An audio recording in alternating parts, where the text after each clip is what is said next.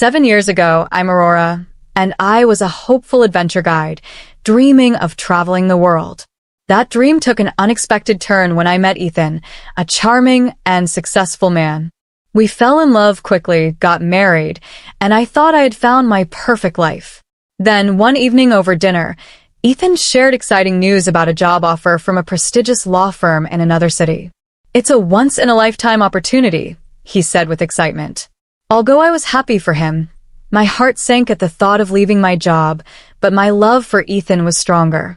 We moved to a spacious house in a new city. Initially, it was an adventure. But as we settled in, a different side of Ethan emerged. One day, he criticized the mess in our half-unpacked living room. "Work faster." "I can't live like this," he demanded. I was taken aback, but dismissed it as stress from his new job. As time went on, finding a job for myself became challenging. I mentioned returning to tour guiding, but Ethan dismissed it outright, insisting I focus on managing our home instead. His demeanor became more commanding and dismissive. "Your job is to make everything perfect for me," he declared. I reluctantly agreed, holding back tears, missing the man I married. As months turned into years, my life became a cycle of endless chores and treading lightly around Ethan, whose demands and temper worsened. Suggesting a housekeeper led to an outburst about wasting his money, emphasizing that my place was to be the perfect housewife. I tried to fulfill this role, hoping to rekindle the love we once shared, but Ethan's expectations only grew as his career flourished. Meanwhile, I faded into the background, managing his social media strategist and crafting an image of a successful, happy couple, which was far from the truth. One evening, as I was preparing dinner, Ethan stormed in, visibly upset. "Shut up and get my food ready," he snapped. I served him, but he rejected the meal violently and ordered me to clean up the mess. Standing over the broken pieces, I realized how much I had changed and how trapped I felt in a life far from what I had dreamed. I found myself on my knees, gathering the shattered pieces from the floor as tears threatened to spill from my eyes. Holding them back was part of our new routine. The following day, fueled by a determination to improve things, I spent hours cooking Ethan's favorite meal. As I set the table, I was struck with dread upon realizing I had forgotten to buy bread. Just as Ethan entered the room, loosening his tie, he asked, "Where's my food?" "It's coming right up," I replied, quickly serving the soup. However, as he sat down and noticed the missing bread, his temper flared. "Are you this incompetent?" he bellowed, and with a swift motion, he sent the bowl flying off the table. The hot soup splashed across my leg, drawing a sharp cry of pain from me. "God, you're so stupid," Ethan muttered, leaving me alone to manage the pain and the mess. Sobbing quietly as I cleaned up, a stark realization hit me like lightning. How had things gotten so terrible? When had I lost myself to this torment? The next morning, I awoke with a new sense of purpose. "Ethan," I said as he prepared to leave for work, "I can't do this anymore. I want a divorce." He turned with a menacing grin. "A divorce?" He laughed chillingly, sending shivers down my spine. "Listen carefully, Aurora. If you leave me, I'll ruin you. You'll have nothing, no money, no reputation. You'll end up on the streets." His words made my heart skip, but despite his threats, I knew I couldn't continue living in despair. That day was a turning point. Though I lacked the courage to leave immediately, I began to secretly record our conversations, save his abusive messages, and document every incident. If I was to break free, I needed evidence. As I continued my secret documentation, Ethan's career soared. He won a high-profile case and decided to host a celebration at our home, instructing me to prepare everything from scratch. For days, I worked tirelessly, cleaning and cooking to ensure everything was perfect for the party. On the night of the event, I was beyond exhausted. Ethan came home early with a bottle of wine and, surprisingly, offered me a glass. "Here," he said, "you look like you could use this." The wine tasted strange, but I attributed it to my fatigue and barely noticed as Ethan hardly touched his own glass. "Go change. The guests will be arriving soon," he instructed. As I ascended the stairs, A sudden dizziness overcame me. By the time I reached our bedroom, the room was spinning wildly, and I collapsed onto the bed, consciousness slipping away. When I awoke, sunlight was streaming through the windows, leaving me confused and groggy. Walked downstairs and found Ethan's mother, Victoria, in the kitchen, her face twisted in displeasure. "Well, look who decided to grace us with their presence," she scoffed. "You ought to be ashamed." Confused, I asked, "What happened?" My head was throbbing. "You got drunk and made a fool of my son in front of all his colleagues," Victoria replied, her voice rising with each word. "He had to call me to entertain his guests because his wife was too inebriated to stand." Feeling nauseous, I protested. "No, that's not possible. I only had one glass of wine." "Don't bother with excuses," Victoria snapped, cutting me off. "I've always known you weren't right for my Ethan. Now, everyone sees the mess you are."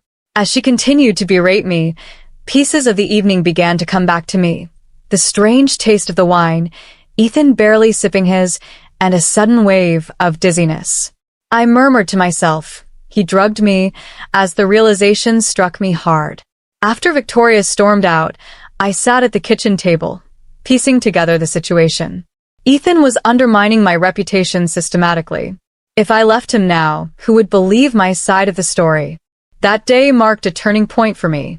I bought a new phone and hid it, starting to record everything. Ethan's drunken outbursts, his late-night cleaning orders, every harsh word and threat. One recording in particular stood out painfully. It was my birthday. I had prepared a special dinner, clinging to a faint hope for a peaceful evening. Ethan arrived late, reeking of alcohol. As he entered the kitchen, I pressed record on my hidden phone. "What's all this?" he slurred, eyeing the carefully set table. "It's my birthday, Ethan. I made dinner," I responded gently. He laughed cruelly. "Your birthday? Who cares? Look at you. You don't deserve a celebration." His words hit me hard, but I continued recording as he ranted and eventually swept the plates off the table, the food splattering across the floor I had just cleaned. On another bizarre night captured by the recording, Ethan woke me at 2:10 a.m. "Get up," he hissed, pulling me out of bed. "The house is filthy. Clean it. Now." For hours, I scrubbed every surface while Ethan followed, critiquing harshly. All the while, my phone recorded, documenting his relentless demands and my weary compliance. These recordings became my secret arsenal, concrete proof of the abuse I endured. Throughout each day, I diligently ensured that every document was securely stored and preserved in a digital archive, symbolizing both my trials and the eventual journey toward freedom. Despite this, whispers and disdainful stares from my husband Ethan's friends were frequent. Nonetheless, I maintained the facade of the devoted wife, while clandestinely striving for my liberation. Our wedding anniversary loomed near, and despite everything, a faint hope flickered within me that our relationship might see better days. However, history had taught me to expect the opposite. On the night of our anniversary, Ethan returned home jubilant. "I've reserved a table at the finest restaurant in town," he beamed, suggesting we celebrate. Though hesitant, I consented. Before departing, Ethan offered me a glass of lemonade he claimed to have prepared himself. His smile was unsettling, failing to mask the deceit in his eyes. Intuition screaming caution, I feigned sipping the drink, but discreetly disposed of it into a plant when he stepped away to make a call. As we drove, a creeping drowsiness overcame me. Struggling against the heaviness of my eyelids, I soon found myself semi-conscious, being dragged from the car. Through blurred vision, I witnessed Ethan looking down on me with scorn. "This is where you belong," he sneered, hurling my purse into the darkness. As he drove off, leaving me amidst the chaos of an unsafe neighborhood, the echo of distant gunshots intensified the peril. Despite the fear, I rallied my courage and spotted a flickering neon sign of a nearby convenience store, my beacon of hope. Clattering heels on the cracked pavement, I rushed inside, startling the clerk, "Maya. Please, I need help." "May I use your phone?" I implored. Maya regarded me with a blend of concern and suspicion, but quickly acted by locking the door to safeguard us from potential harm, then handed me her cell phone. With trembling hands, I called my friend Sadie, who expressed shock upon learning of my location. "Ethan left me here," I disclosed, urgency clear in my voice. "Please, can you come get me?" She assured me she was on her way. As I waited, Maya's kindness was a soothing salve against the harshness I had endured. "You may have saved my life tonight," I gratefully told her as Sadie's car appeared. I attempted to give Maya the expensive ring Ethan had once given me as a token of my gratitude, but she refused. "Keep it, honey. Use it as a reminder of your strength and start anew," she advised. Maya's simple act of humanity not only sheltered me from immediate danger, but also reaffirmed the compassion that still existed in the world, contrasting sharply with the cruelty I had known. Beginning a new chapter in my life was daunting, yet necessary. As tears streamed down my face, I embraced her tightly before hurrying to Sadie's car. As we sped off, Sadie looked at me with resolve and said, "Tiff, it's time you stood up for yourself." "But how?" I murmured, feeling utterly powerless. "He holds all the cards, all the connections." "Not all," Sadie countered, her voice firm. "I know someone in TV. It's time the world heard your story." The next few days felt surreal. Sadie's contact, a TV producer, got me a slot on a widely viewed talk show. The bright lights of the studio dazzled me as I stepped onto the stage. The show's compassionate host welcomed me warmly. "Aurora, thank you for joining us today. Can you share your story with us?" With a deep breath, I recounted my ordeal, years of emotional torment, manipulation, and a particularly harrowing incident. The audience's reactions ranged from shock to empathy. "Why speak out now?" inquired. "Because silence isn't an option anymore," I declared, my voice surging with newfound strength. "There are countless women suffering quietly, thinking they're alone. I want to tell them they're not." As the show wrapped up, my phone was inundated with notifications. My story had resonated deeply, sparking a wave of support. Yet, amidst the positive messages, one chilling text stood out. It was from Ethan. "You'll regret this, you lying scum. I'll destroy you." Shaking, I showed Sadie the message. Her eyes blazed with determination. "He's just sealed his fate. We've got him now." Leaving the studio, I sensed the onset of a major confrontation, but for the first time in years, I felt armed and ready. In the days that followed, my life became a whirlwind of interviews, legal consultations, and outreach from women's rights groups. Ethan's threats persisted, but with each one, my resolve only hardened. One morning, a call from an unknown number reached me. "Is this Aurora?" a woman's voice asked. "Yes, who's this?" "I'm Emery Reeves, a family lawyer. I want to offer my help with your case," she explained. "I appreciate it, but I can't afford an attorney." I hesitated.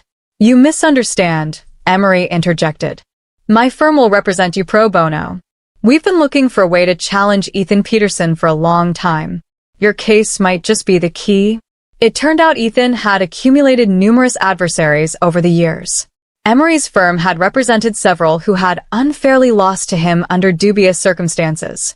They viewed my case as a chance to not only assist me, but also to expose Ethan's unethical maneuvers. The following day, I met with Emery and her team, ready to embark on this legal battle. As we strategized, I realized that this was more than just my fight. It was a stand for justice, and I was no longer alone. I presented all my evidence, voice recordings, text messages, everything, to my attorney, Emery. Her eyes widened in surprise. "This is exactly what we need, Aurora," she said excitedly as she reviewed the files. "With this, we can not only win your divorce, but might even have grounds to disbar Ethan." As the divorce proceedings kicked off, Ethan didn't hold back.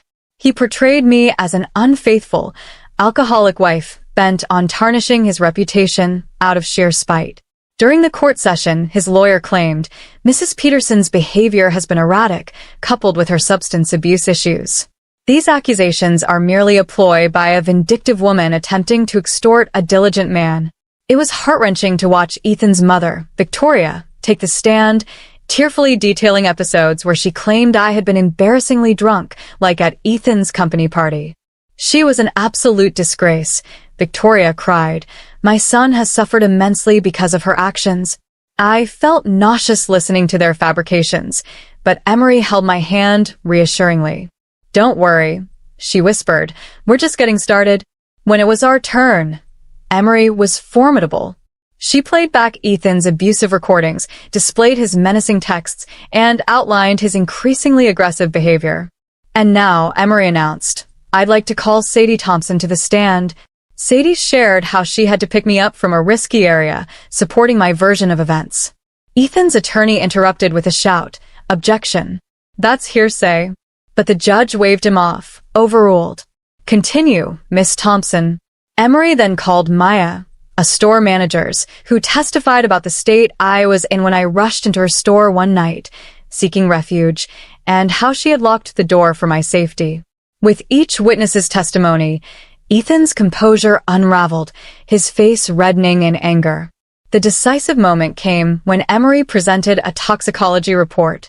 Your Honor, we had Mrs. Peterson's hair analyzed for long-term drug exposure, she stated confidently. The results indicate sedatives that align with her claims of being drugged by Mr. Peterson. The courtroom buzzed with murmurs. Ethan jumped up, yelling, She's lying. You can't trust this. The judge sternly cautioned him, Mr. Peterson, control yourself, or I will hold you in contempt. As the evidence piled up, the atmosphere in the courtroom shifted from doubt to shock and sympathy. Even some of Ethan's own friends looked appalled by the revelations. The judge called for a recess to review everything. As we left the courtroom, I caught Ethan's eye, seeing fear for the first time. When we returned for the verdict, the room was tense. Everyone seemed to sense the gravity of the moment. Judge Harris spoke solemnly after a long pause. After thorough review of all evidence, this court rules in favor of Mrs. Aurora Peterson. A shocked gasp echoed through the courtroom, marking a pivotal moment of vindication for me. I found myself utterly shocked as the judge delivered his ruling. Mr. Ethan Peterson is required to pay alimony, forfeit half of all shared assets, and compensate for emotional distress. Additionally, he must cover all legal expenses tied to this matter.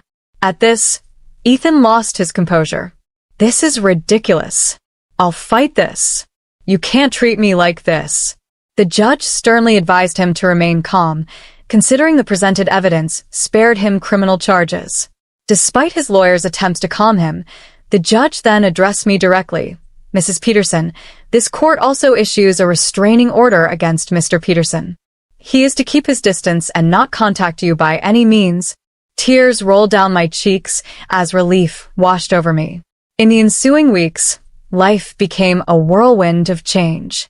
I left what had felt like a cage and moved into a modest, welcoming apartment. After years, I could finally breathe freely. Yet, Ethan's harassment didn't cease. He used mutual friends to convey threats, and I'd occasionally see his car near my new home.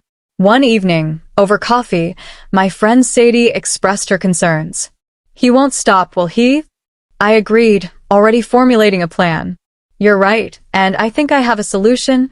Having never changed his social media strategist passwords, Ethan underestimated me. I began to document the entire ordeal of our divorce online using his profiles. I posted court documents, recordings, and narrated my side of the story. The public's reaction was swift and devastating to Ethan's image. His employer distanced themselves from the scandal, leading to his resignation, and his clients deserted him. When Ethan discovered what I'd done, he furiously showed up at my apartment, shouting threats.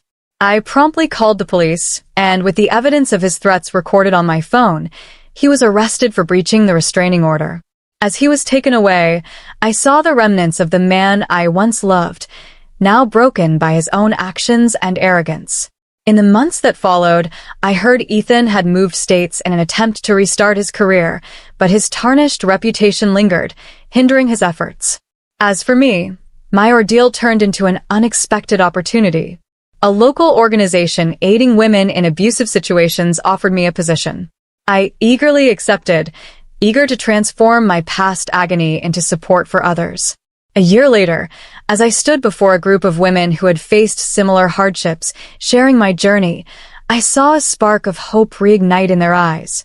This moment underscored a profound shift in my life, from surviving to empowering. As I addressed the group before me, I expressed how much each of their stories mattered, reminding them of their individual strengths and assuring them that they were not alone. In that moment, I realized that my struggles and the battle for my own freedom had always been about more than just myself. It was about aiding others in their fights for freedom too. Gradually, my role at the Adventure Guide transformed from just a job into my true calling. I connected deeply with women from diverse backgrounds, all sharing their own intense stories of enduring and overcoming abuse. Among them was a young woman named Eden, whose experience with a controlling husband and the isolating world she lived in echoed too many others. Over several weeks, I helped Eden devise a safety plan and bolster her confidence. When she finally left her husband, the relief on her face mirrored the expressions of many others I had assisted. "Thank you. You saved my life," she whispered during a heartfelt embrace, her words profoundly impacting me. With each person I helped, I realized I was healing too. Our center's growing reputation led to invitations for me to speak publicly. Initially daunted by the idea of public speaking, I was encouraged by my steadfast friend, Sadie. "Tiff, your story could change lives," she urged. At my first engagement, a local university talk, as I stood before the attendees, an unexpected strength surged through me. "My name is Aurora," I began, "and this is my story of survival." My words visibly touched the audience, eliciting emotional responses and sparking conversations afterwards. Many approached me to share their own stories or to offer their support. That night, as I reflected on the day, I felt a deep sense of purpose. My painful past had now become a powerful catalyst for change. Speaking engagements across the country followed, including at universities, women's shelters, and even a TEDx event. With each appearance, I drew strength from knowing that my experiences could be a crucial support for someone in need. During this period, I began writing a book about my journey. Although revisiting my darkest moments was challenging, writing became a therapeutic outlet, helping me process my trauma anew. The day my book was published marked a surreal moment. My story was out there for the world, bringing a mix of terror and immense pride. To my astonishment, the book resonated widely, climbing bestseller lists and leading to national television interviews. In one memorable interview, when asked if I had any regrets, I paused, reflecting on my journey and its impact, both on myself and on others, before responding. "I lament the time I spent trapped by fear and suffering, but I don't regret the path I've taken. Every challenge and hardship I faced has brought me to where I stand today, equipped to empower others to discover their own resilience. I wouldn't alter any part of my past because as I pursue my mission, I see that my own narrative is still unfolding. Each day presents new hurdles and fresh chances to evolve and to assist others. The woman who once lived in silence and fear has transformed into an advocate for those without a voice, a beacon of hope for others still ensnared in the shadows from which I have emerged.